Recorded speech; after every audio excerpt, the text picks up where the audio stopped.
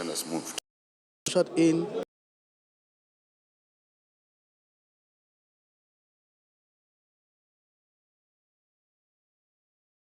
Examples are markets like Aria,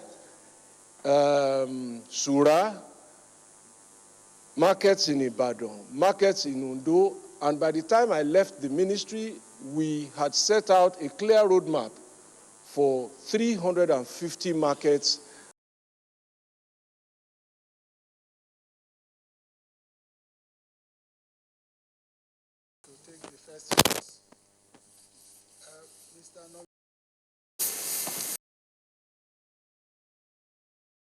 Second is in the energy sector. It appears to me that we're not making so much progress in that regard. And would you like to consider a situation where we unbundle the energy sector or segment it in such a way that states or zones will be able to have independent generation, transmission, and distribution, so that we'll be able to have some level of efficiency, because the present national grid we have doesn't seem to be working. Because once we have a failure in one point, we didn't keep transformers anymore.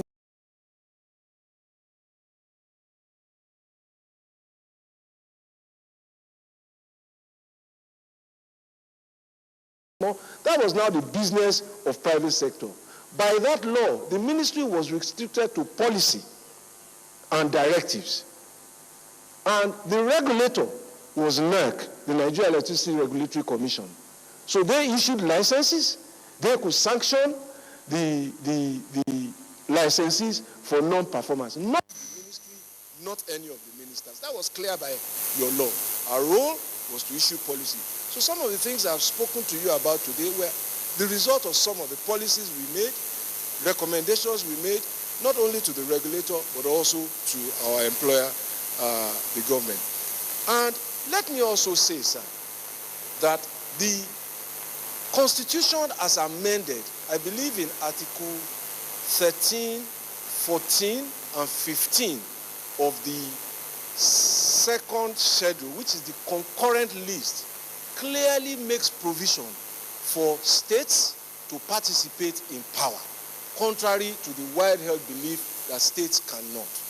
And if I can paraphrase the provisions, it is something to the effect that states and state governments can generate their own power, transmit their own power, and distribute their own power where in places not covered by the national grid. And that is a lot of space for states to play.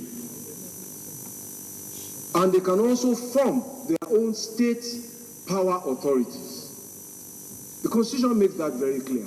But it is a space that I think some states have not occupied significantly enough. So, for clarity, sir, the regulator, NERC, just like if we want to know what is wrong with SIM cards, call drops, and all of that, we don't go to the Ministry of Communication. We go to NCC. If we want to know what is happening with banks, we don't go to the Ministry of Finance. We go to the Central Bank. That is the regulator. And it is the regulator that we must all support now to exercise the fullest powers that you have given the regulator. And there are a lot of powers there to act on behalf of all of us. And as I always say, I am a consumer myself. And that takes me to the question of solar projects, that I don't like solar projects. I have one in my house, I have on my roof. And so it is not true that I am reluctant, I don't like that. The truth about those 14 projects, sir, is that they were initiated by state governments before we came, and they required federal government to guarantee the purchase of the power. So it was a state government that would say, I want power, but federal government guaranteed that you will pay for it. That was the business model. There were so many problems that we resolved. But I think it is instructive to make the point, as you pointed out, sir, that the PCOA, which is the security document, is not a document issued by the Ministry of Power. It is a financing instrument issued by the Ministry of Finance. and they were asking for a foreign instrument, which meant that our Ministry of Finance had to go to the World Bank to say, we want this instrument for this project.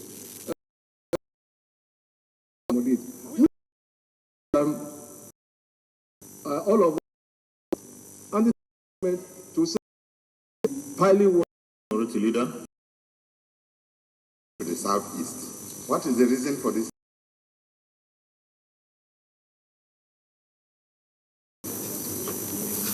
Secondly,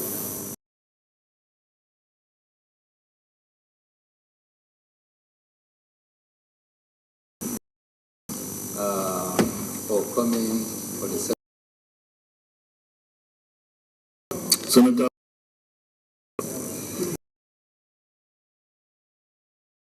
friend now having we'll talk about him. Now let me give the word to it. Would you, because I think in Nigeria we are cutting our coat according to not up to the budget of the fire department of New York. And here the question is the funding. What will be the new thing you tell Nigerians as to the issue of funding? And if funding, how much do you really require to tackle the issue of power in Nigeria? How much is required? And issue of discourse. Would you say discourse is a success story, or was it a political roundabout? Thank you.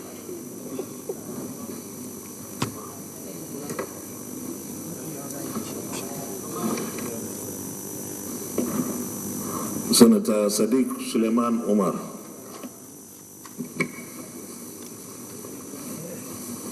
Mr. President, sitting as chair of the Committee of the Whole, my distinguished colleagues, I am Sadiq Suleiman Omar, representing the good people of Kwara North. Mr. Nominee, congratulations for your nomination. I have a very simple question, and this has to do with regulation. Regulation of goods and services. Mr. Nominee, the regulation in any country determines how anybody, the citizens, and in fact other countries, takes a country serious. In Nigeria, what is your opinion as regards what is responsible for suboptimal performance for our regulatory agencies and the regulatory professional bodies? And again, what will you say we need to know how citizens take a government serious, how to be committed to the country? And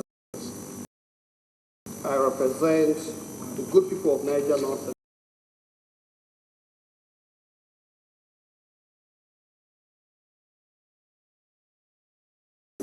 What any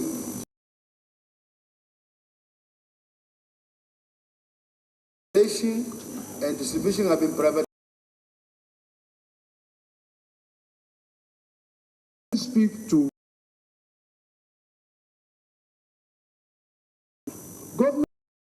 One of your distinguished colleagues. There were also some problems, particularly at the 9th mile section, and there were issues that required us to investigate and ultimately change the design, because there were suspicions that there might have been some heavy deposits of coal underneath that place that was making it fail.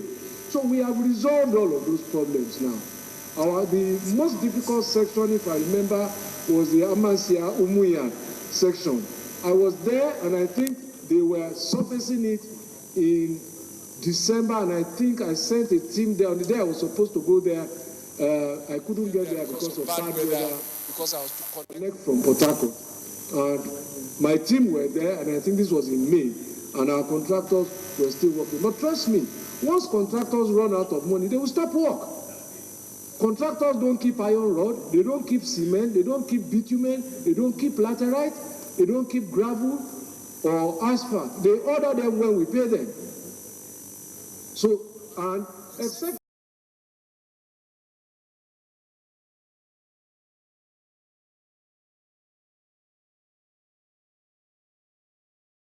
for basic equipment that they need to run, they lay off staff too in order to manage the overhead and retain profitability.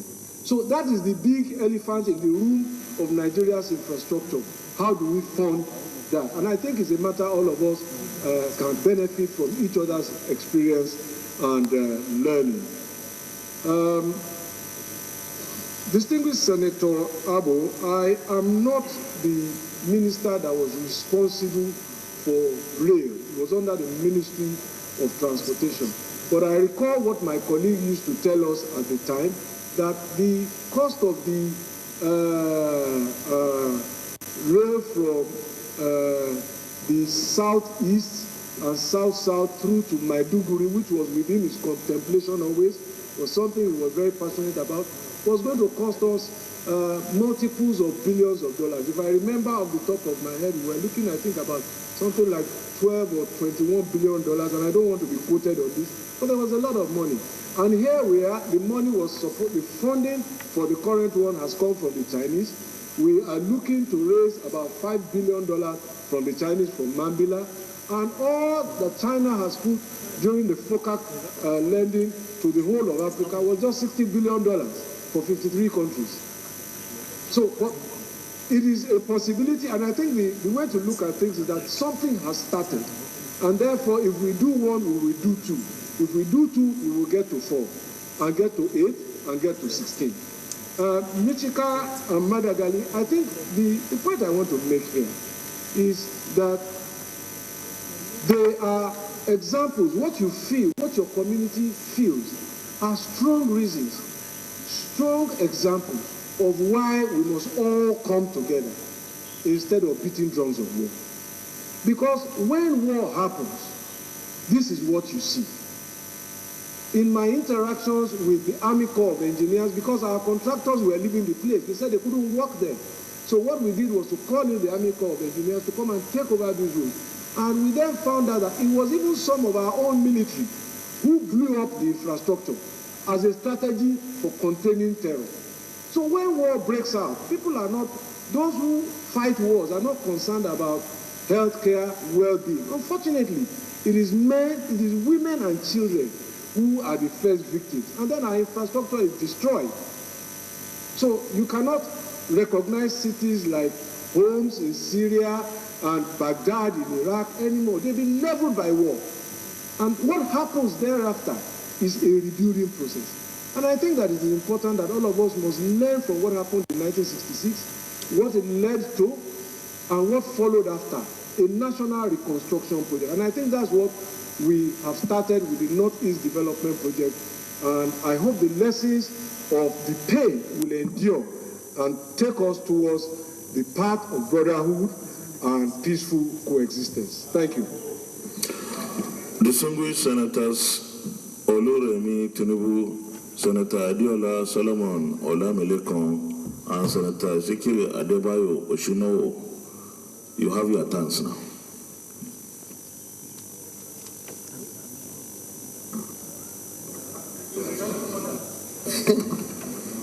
Thank you, Mr. President. And I believe that on behalf of my colleagues, I know they are going to say something, to thank my distinguished colleagues for the support that our honorable ministers have enjoyed today, because I know what our colleagues can do. So I want to thank you, and I'm also a senator, and thank you for even telling us that we should take a bow at this point. So please, so I want to really thank you. And also, my only addition is that I remember that even your first tenure, I didn't get any chance to give employment letters to my constituents. So when you get there this time, just remember, senators here, we have people back home, our constituents, asking us for employment slots, and as senators, we don't, Yes, it's qualified, definitely. So I want you to put that in your agenda for the second term, that we all need slots for employment for our constituents. I want to thank my distinguished colleagues again for this usual support. Thank you very much, Mr. President. Senator Olamilekon.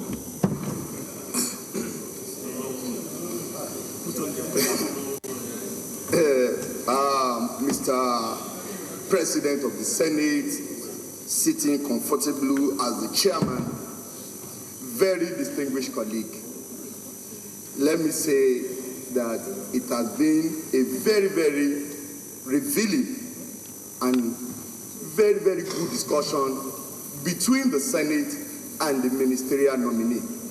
Mr. President, I want to believe that the ministerial nominee has taken in all questions and he has provided us adequate answers, telling us his capacity and the capability to perform. He has also made it known to us that despite our huge expectation, especially in the three critical sectors which he held in the last 4 years, he has said that the availability of funds has been a major challenge. He also has put together solutions going forward as to what can be done. And I believe with all of this that we have listened and we have heard from him, I want to seek the indulgence of the chair and the benevolence of my colleague that we allow the nominee to take a bow and go. Thank you. Senator Oshino.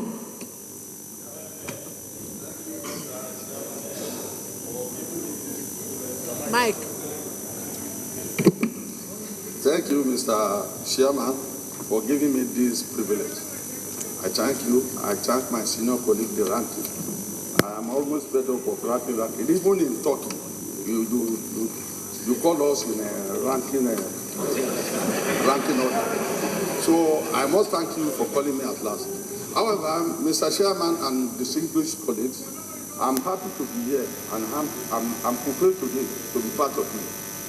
The man the nominees standing over there is a man of honor. I'm sorry to say this. You know, even if you have a good product, you still need a little bit of advertisement. Because the more you do the you advertise, the more the merrier.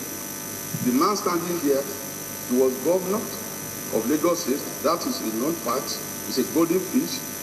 The more you ask questions, you just want to make him to share because it's a son. It's a son.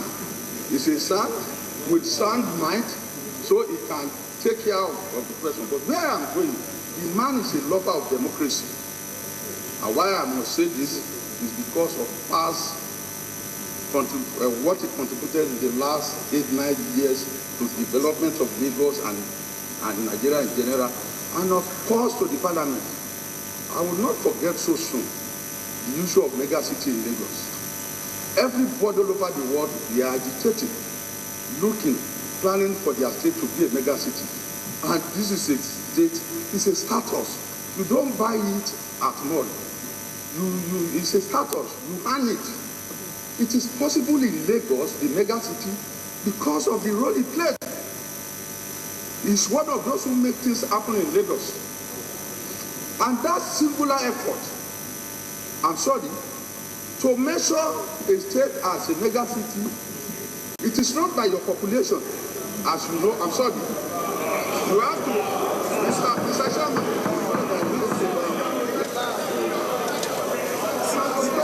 Mr. Chairman, I believe there is no preferential treatment in this one.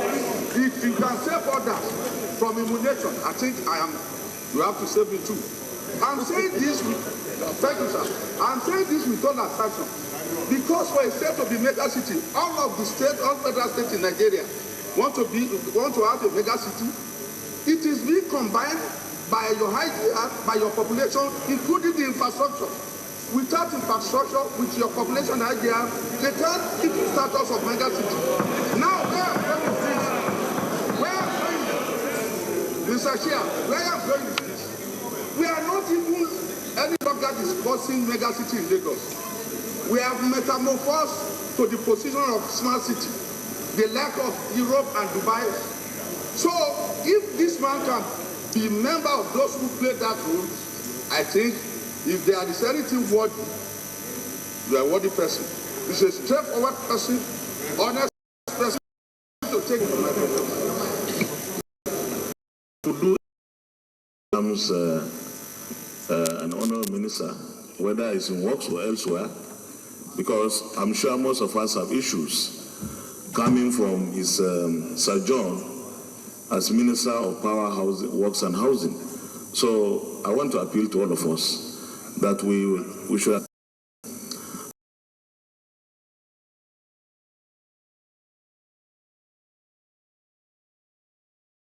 It's important, but has not been included. Once again, you are welcome, and you can address the Senate. Thank you, distinguished Senate President. Your Excellency, distinguished Senate President. Distinguished Deputy Senate President.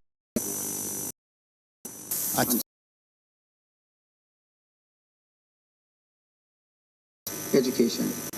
And this basic education is free and compulsory, and there's even provision in the Act that parent can be anything from reprimand to fine to even jail term, because it's a must that your child must have this 9 years of basic education.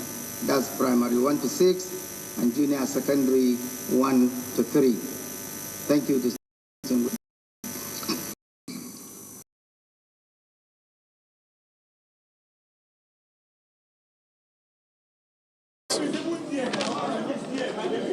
Just passed through his screening. Well, this nominee has served as member of the Kaduna State House of Assembly. This is the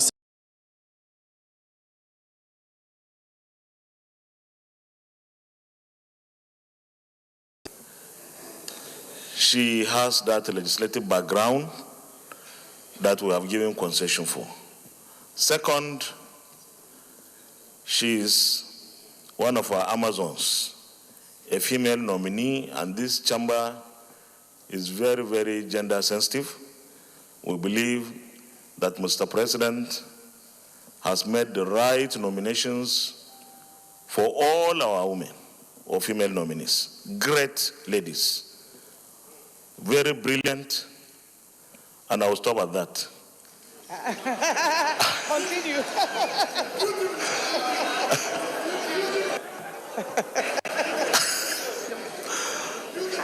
You abandoned me.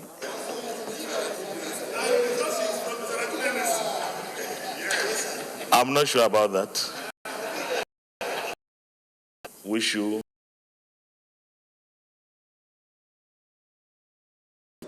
also expect the Hall consider the request of Mr. President CNC for the confirmation of nominees for appointments as ministers of the government of the Federal Republic of Nigeria.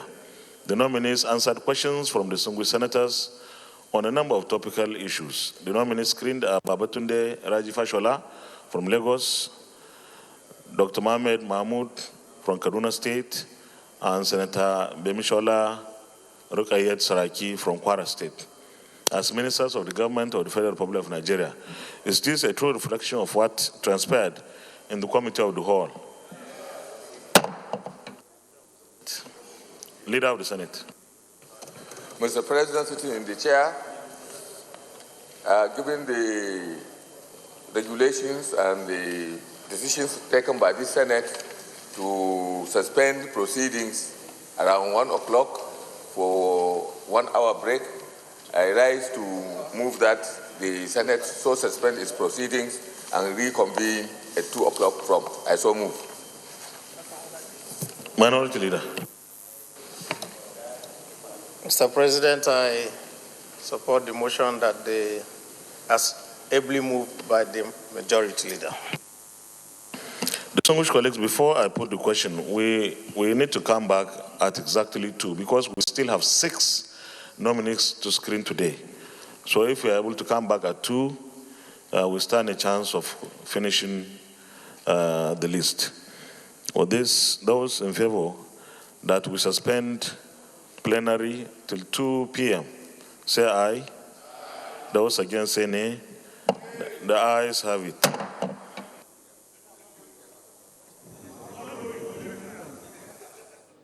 Well, that marks the end of the first session. That is the morning session. Now the Senate will now take a break and they will come back to continue with the screening of the nominees. And then the Senate still have about 6 nominees to be screened for today as scheduled on the order paper. But at the moment, we'll now take you to our studios to continue with our program. But as soon as the Senate reconvenes after the break, we'll now link you up again to follow the screening process. I am Ignatius Nko. Bye for now.